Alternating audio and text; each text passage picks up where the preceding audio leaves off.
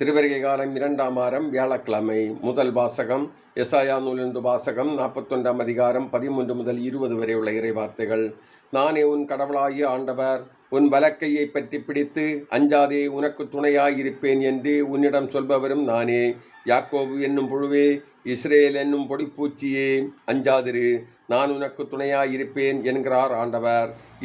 இஸ்ரேலின் தூயவரே, உன் மீட்பர். இதோ நான் உன்னை புதிய கூர்மையான போரடிக்கும் கருவியாக்குவேன். நீ மலைகளை போரடித்து நொறுக்குவாய், குன்றுகளை தவிடுபடியாக்குவாய், அவற்றை தூற்றுவாய். காற்று அவற்றை வாரிக்கொண்டு போம், புயல் அவற்றை சிதறடிக்கும். ஆண்டவரில் நீ அகமகிழ்வாய், இஸ்ரேலின் தூயவரில் மேன்மை அடைவாய். ஏழைகளும் வறியோரும் நீரை தேடுகின்றனர், அது கிடைக்கவில்லை. அவர்கள் தாக்கத்தால் நான் வறண்டு போகின்றன. ஆண்டவராகிய நான் அவர்களுக்கு பதிலளிப்பேன். இஸ்ரேலின் கடவுளாகிய நான் அவர்களை கைவிட மாட்டேன். பொட்டல் மேடுகளை பிளந்து ஆறுகள் தோன்றச் செய்வேன். பள்ளத்தாக்கில் நீரூற்றுகள் புறப்படச் செய்வேன். பாலை நிலத்தில் நீர் தடாகங்களையும் வறண்ட நிலத்தை நீர் சுனைகளாகவும் மாற்றுவேன். பாலை நிலத்தில் கேதுரு மரங்களை வளரச் செய்வேன்.